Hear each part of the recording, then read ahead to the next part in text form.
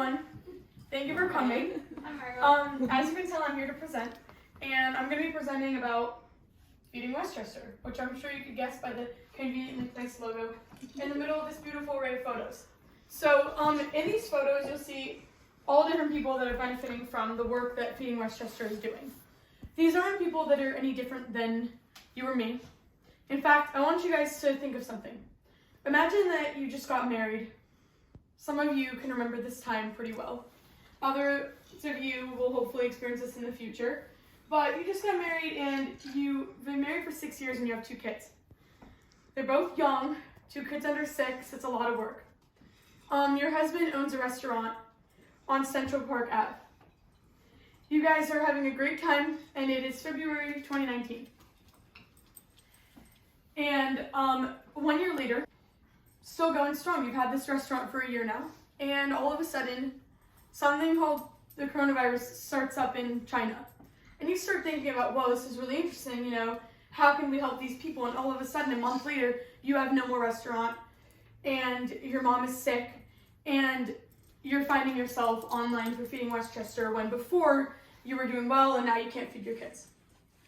So that just goes to show that, I mean, we've seen this in the past 2 years, that within literally 24 hours, your entire world can change. We're not any different than the people in these photos. Our circumstances might be different, but there's no reason that that can't be us. And it's not something that they've done, and it's not something that sets them apart from us. But it's really important to think about the fact that there's people that were volunteering for Feeding Westchester, and a month later were online getting food. So I just want you guys to guess what percentage, well, now you'll know. But I wanted you guys to just think about what percentage of children in Westchester you think struggle with food insecurity. So I gave you guys a little sneak peek. So if you're paying attention, then you already know. I'd say 19. You're going to guess 19? That's actually a pretty good guess. Just a wild guess. Well, instead I'll think about what I thought. So I actually put this on my Instagram story, and I had people guess. I mean, some people were trying to be funny, and they guessed things like 90%. And I was like, okay, that's not a legitimate guess. But right, Rebecca? That would now be a very legitimate guess. But I think that most people guessed around like 5 or 10%. And when we think about Westchester, we think about like the home of like Hillary Clinton. We think about a lot of people that have very large houses that go on vacation more than twice a year. We don't necessarily think about how many people in Westchester County are struggling. Right now, I'm working student teaching in Austining. In Austining, 62% of students before the pandemic were considered economically disadvantaged. So that means that they qualify for things like food stamps and things like that. So that's a lot of people. I mean, if you look at a classroom, that's more than half of the students. So, and that was before the pandemic. So now it's most likely a lot greater than that. So food insecure means the state of being without reliable access to a sufficient quantity of nutritious food. In some cases, you're not have any access to any sufficient quality of any type of food, but especially not the food that we actually need to grow and do well and prosper. So the number was, as you all saw, 19%. And I just picked these photos because they show, well, one, they show that there isn't one face to food insecurity. It doesn't target one group of people, it targets all groups of people, and this is the situation, and there's lots of reasons for it, which I'll go over in the next. But this just shows like the hope that Feeding Westchester gives to these people, because as you see this boy, he has these grapes and he's happy that he was able to get this fresh food. It's not only canned food, it's fresh food that they're able to give to these people. So hunger in Westchester. So it's actually risen by well more than 50% since the start of the pandemic. As you can see here, before the pandemic, Feeding Westchester was serving about 150,000 people per month, roughly. And since the pandemic, they're serving 300,000 people per month, roughly. So that number is doubled. The number of people that are being benefited by these multiple services that are offered by Feeding Westchester has doubled since the start of the pandemic. And they've distributed 22 million pounds of food to Westchester residents in 2020 alone.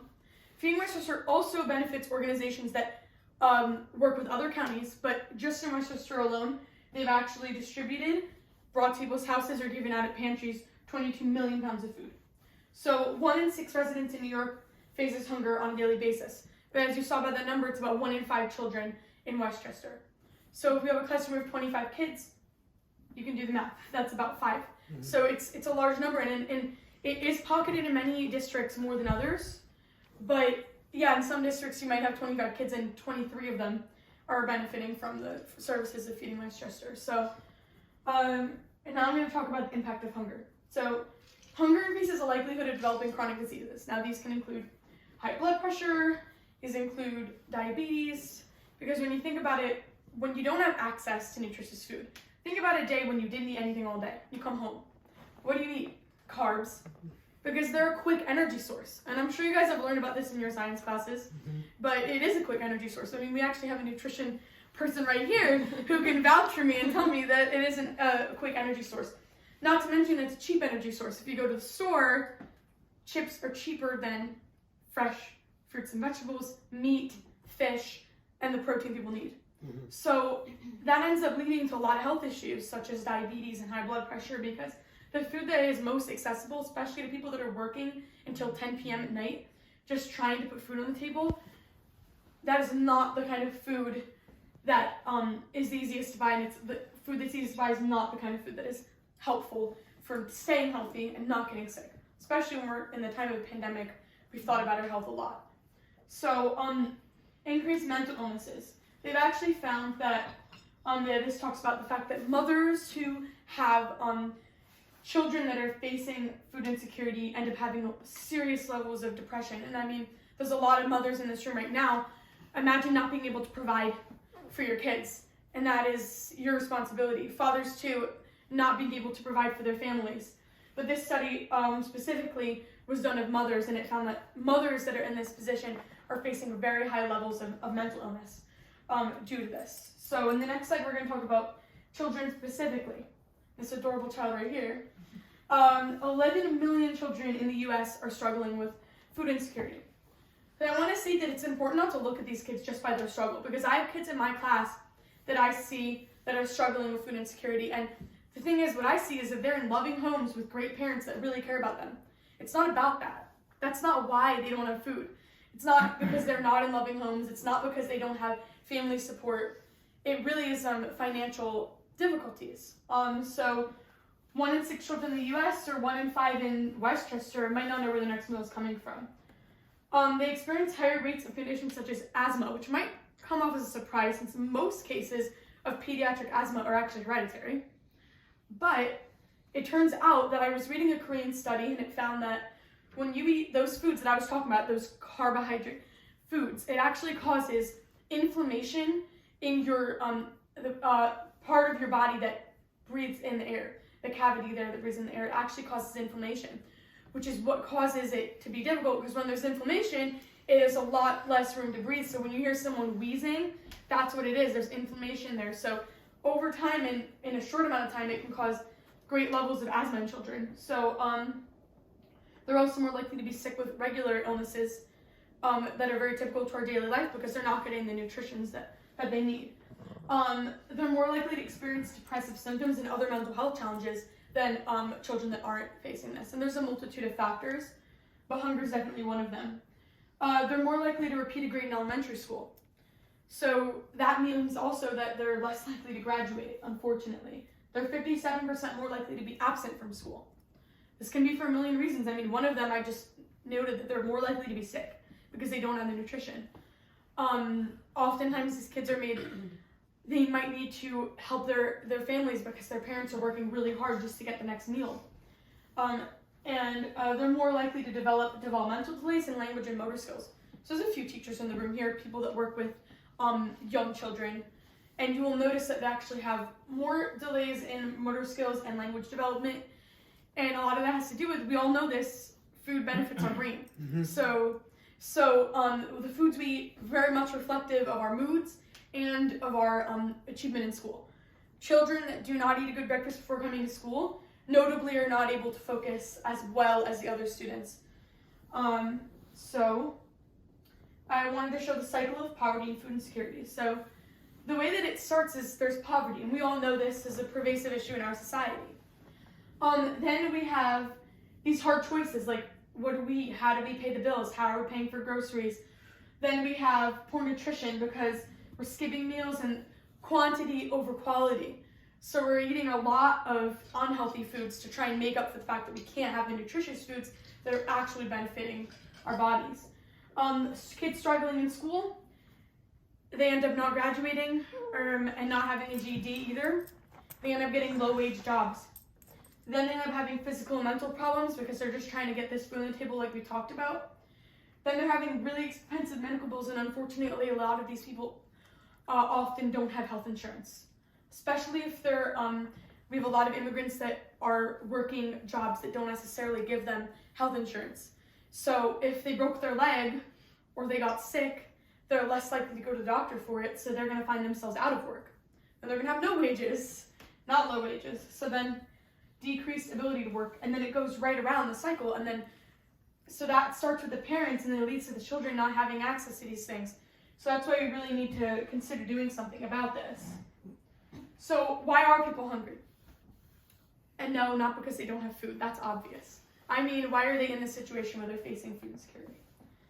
So unexpected illness. So there's examples, coronavirus. That was an unexpected illness for all of us, right? But I mean, if you consider what could happen if you have an elderly relative that now needs full-time care because they just came out of the ICU and now they have all these different health needs like a breathing tube and things like that. Well, now you have to take care of them.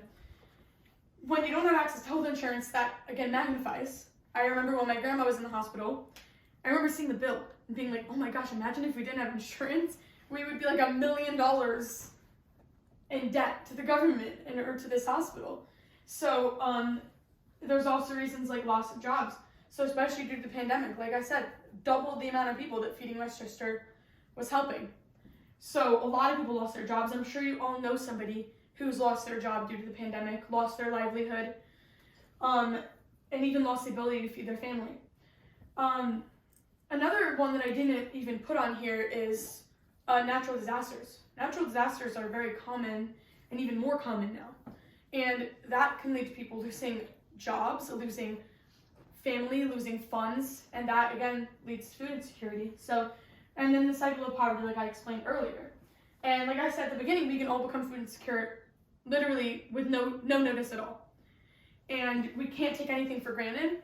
And that's another reason why I found it so important to do these hours of volunteer work with this organization, because when you see the people coming through that are so grateful to have food, you have to remember that that could be you. They're not different from you.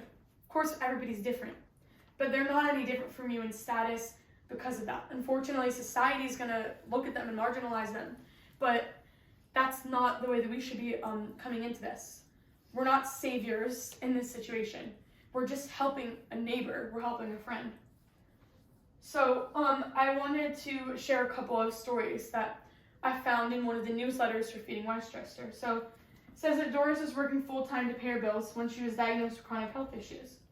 So this illness left her unable to work, and she came back to the mobile food pantry. As you can see her, she used to volunteer there.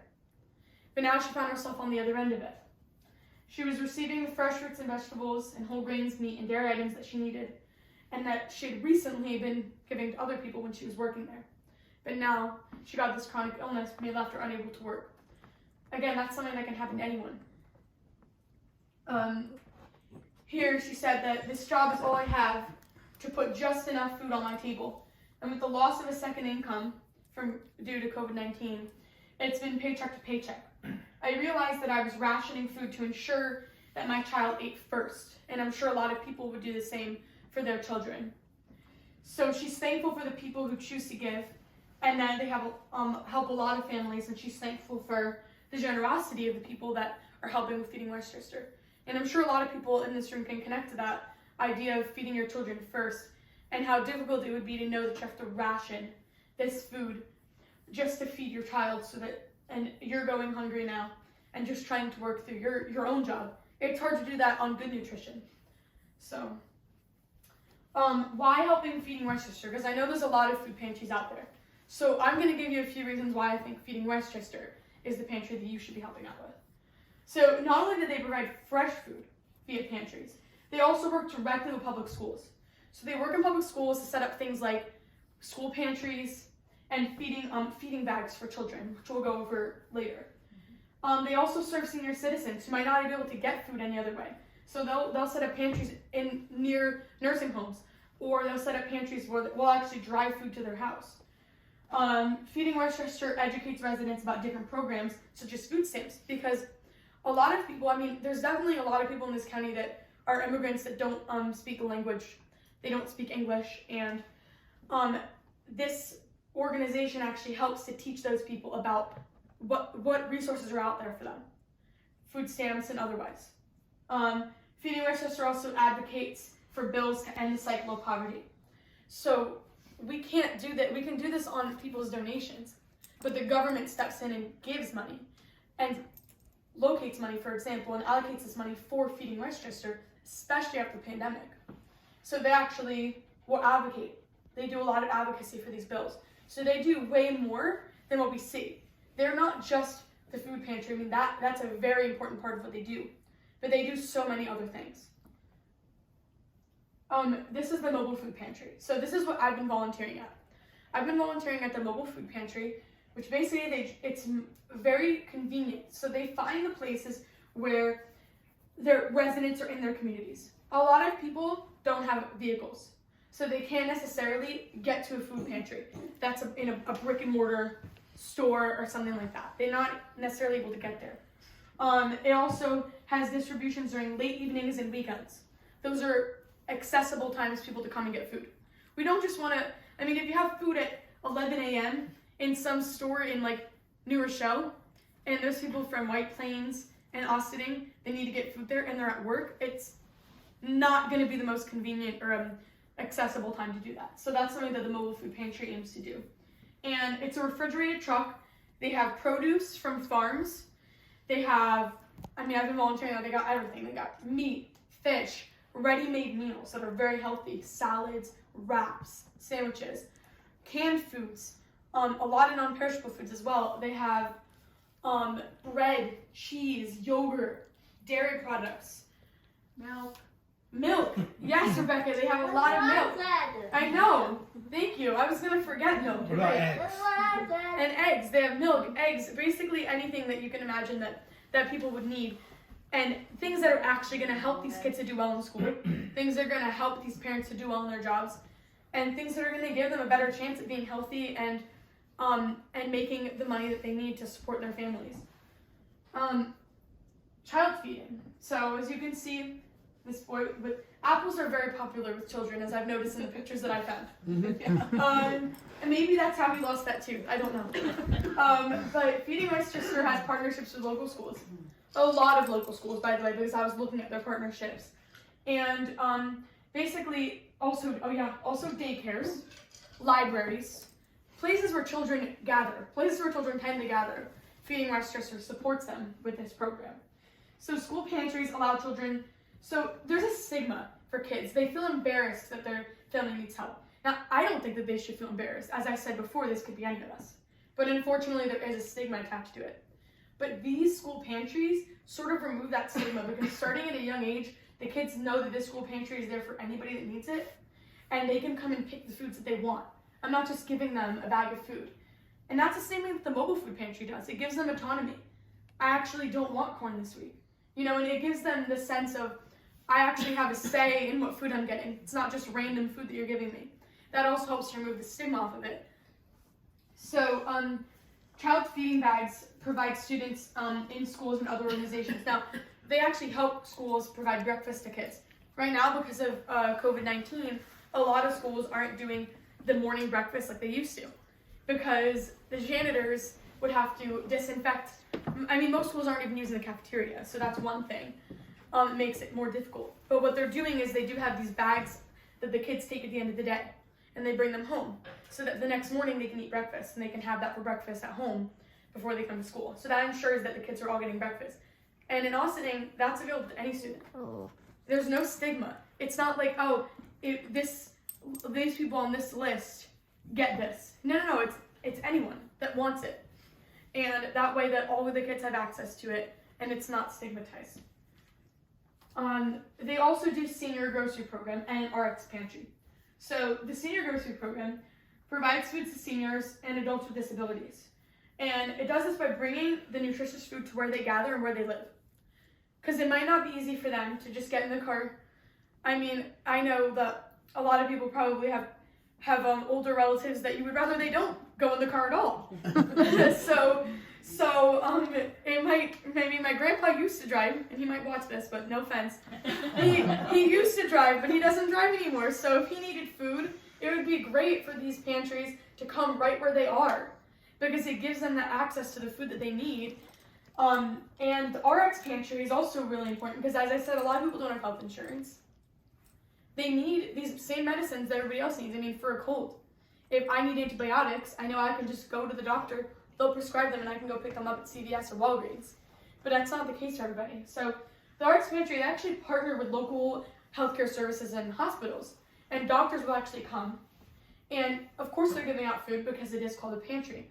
They also have these screenings and services like doctors and nurses that will work with people that feel sick. And this has been extremely helpful during the COVID-19 pandemic because they've been able to do testing and things like that at these RX pantries. So it breaks down the barriers to healthcare access. There are major barriers up for healthcare access. I mean, think about it. Even just anybody that has a job knows that it's actually sometimes hard to get to the doctor. Sometimes I'm like, I'm not going to go to the doctor because I have too much to do. I mean, that's literally the case for so many people. This also helps break down that barrier as well. So, SNAP assistance and nutrition education.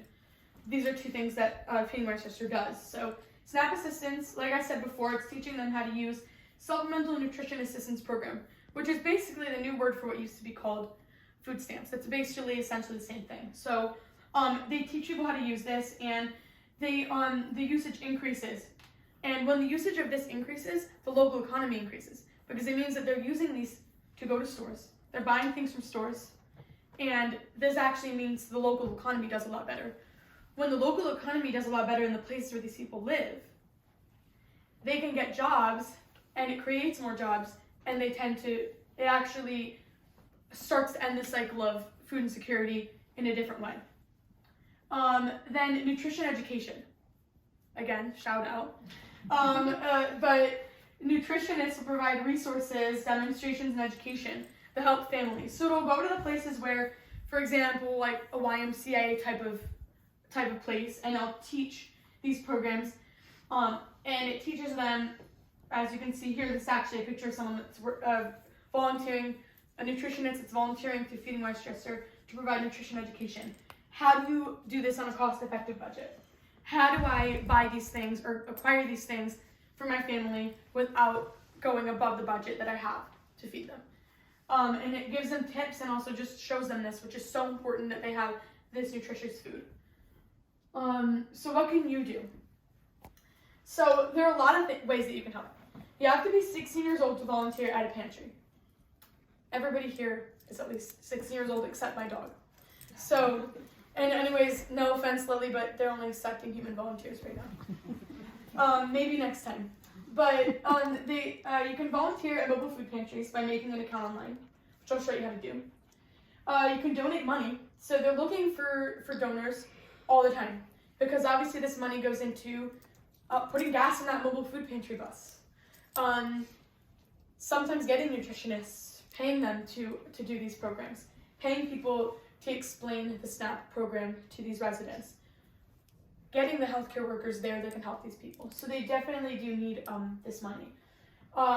Companies can actually volunteer for team building reasons. So you can actually, if you work at a company, you can actually, your whole company can come and volunteer at a mobile food pantry or volunteer at a food drive, and together you can help with that. You can also make tax-deductible donations with your company. Hopefully when my dad watches this, he will hear that. And you can make a tax-deductible donation to Feeding Westchester. You can plan to participate in food drives. That can happen at any age. I mean, we've had people as young as 5 run food drives that have greatly helped the community, because even though they have all these fresh foods I was talking about that they get from farms, grocery stores around here, the non-perishables are really important as well, because those last a long time. And they can have beans and soups and tuna, things like that. Those last a long time on the shelf. And you can also advocate if that's your thing. You can write letters to representatives. That's just as important as a monetary donation, because this federal funding is really what keeps these programs going, as well as the donations from donors. Sign me up now, because I know that's what everybody in this room is thinking right now, right? So I put it on there, wishful thinking. Oh, Rebecca, I know, I'm almost done. I know. Okay, how do I sign up to volunteer? Well, luckily for all of you, I'm going to tell you. So I'm going to actually, I was going to have you guys write your emails down on a paper, but then I realized it's the 21st century, and I texted all of you for you to come here. So you guys can just text me your emails, and I'm going to send you these slides so that you can see the website and, again, see how to volunteer. So you go on this website, and looks like this. It'll say, come volunteer. Great. First, you click on create an account. Once you click on create an account, you're going to enter your personal information. You guys don't need me to sit here and list all my personal information, and I'm sure you guys know your own emails and your own phone numbers. So, 3, you click, now that you've done that, you go back to this screen, and you click register for a shift. For example, this one, it'll have maybe, sometimes nothing is up there because there's no opportunities. But if you check the next day, there might be like 4. Especially during the holidays, they need a lot of volunteers. They're doing a lot of, for example, they were giving turkeys for Thanksgiving. So they'll have a lot more opportunities towards the holidays. And then you click register for an opportunity. And it's that easy. They'll ask you sometimes before that or after, they'll ask you to, you just click. Sometimes if you do if your family is all volunteering, you might have multiple accounts on the same computer or on the same email. So you would just have to click. I would click Margot, right? And I would say that I'm volunteering. As I did here, and then you click on there, and finally, it'll say that you're registered successfully, happy face, and you'll get a confirmation email. It'll tell you, for example, this is an outdoor distribution. So no open-toed shoes, shorts above the knee, and sleeveless or no sleeveless or tank tops. If you see the weather outside, you probably wouldn't think that that's an issue right now. Sweater. Wearing a sweater, Rebecca. I know, and even a coat right now, right? It's cold. Yeah. So you would not. Freezing cold. Would you go volunteer in shorts right now? No, all you need is pants. Yeah, exactly. So you wouldn't want to go anyways in shorts, and definitely not in flip-flops. I need pants or something. Yeah. Plus, you might want to have your muscles ready, and I know Rebecca told me she's got pretty good muscles carrying the soda before, because they need people to get things out of the trucks of the mobile food pantries. Exactly. So I'm gonna leave you guys with this 7 reasons why you should support, based on my experience and things that I know about Feeding Westchester.